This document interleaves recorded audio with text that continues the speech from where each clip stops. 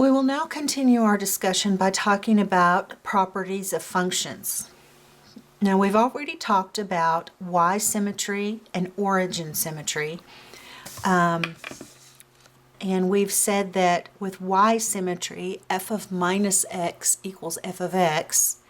And with origin symmetry, f of minus x equals minus f of x. But we haven't mentioned these two terms here. Anytime you have Y symmetry, you have a function that is known as an even function. Anytime you have origin symmetry, you have what's called an odd function. So if we take our calculator and we go to the y equals and graph minus 7x to the third power plus 4,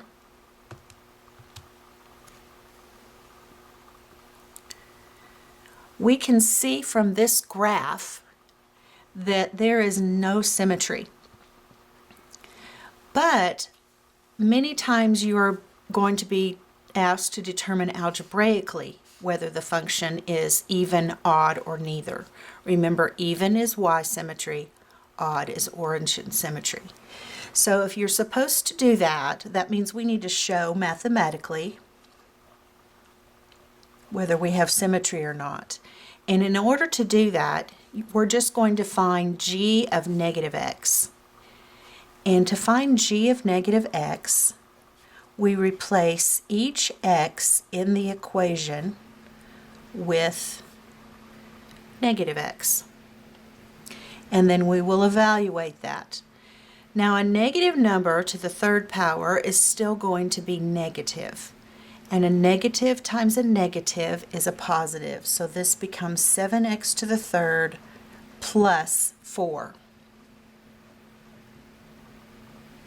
And then what we do is we compare our new solution, g of minus x, with g of x. If they are the same, we will have Y symmetry. Well, these are not the same because this is a positive 7x to the third and this is a minus 7x to the third. So they are not exactly the same. That tells us we do not have Y symmetry and we do not have an even function. If they are exactly opposite, then we know we have an odd function and origin symmetry. Well, if we compare the first terms, they are opposite in sign. But if we compare the second terms, they are not opposite in sign. Therefore, these are not opposites, and we do not have an odd function. That tells us that we have neither even nor odd functions. Now let's use that same idea. And before we graph it, let's do this on our paper, and then we will do the graph and determine if we have the right answer. So I'm going to find h of negative x. Everywhere there is an x, I'm going to put in a minus x.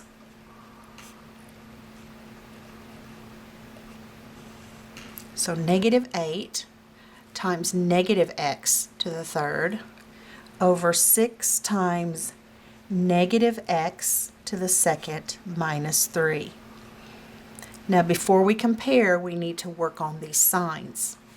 Again, a negative x to the third is going to remain negative. Negative times negative is positive. Now let's look at the denominator. A negative x squared will be positive. A negative times a negative is a positive. So positive 6x squared minus 3. And we want to compare that to our original. Now, if you'll notice, our h of minus x is negative 1 times our h of x. It's just a factor of -1 that makes them different. So therefore, this is an odd function, which means we would have origin symmetry.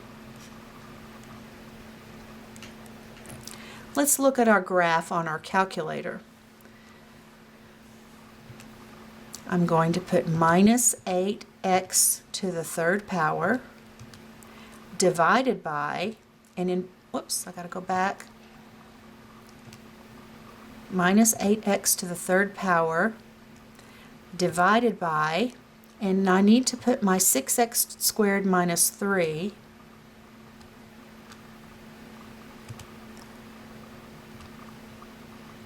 in parentheses.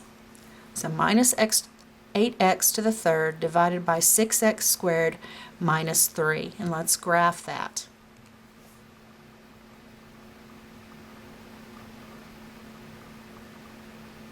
And if you look at that graph, we have origin symmetry. If we match this point to this one, they will be the same coordinates, except for the values will be opposite. So for example, if I press trace 1, I know that y is -2.66667. If I put in a -1, I get 2.6667 positive. If I put in a 0.5, my y value is 0.666667. If I put in a minus 0.5, I get minus 0.666667. So we are correct. This is an odd function, and we have origin symmetry.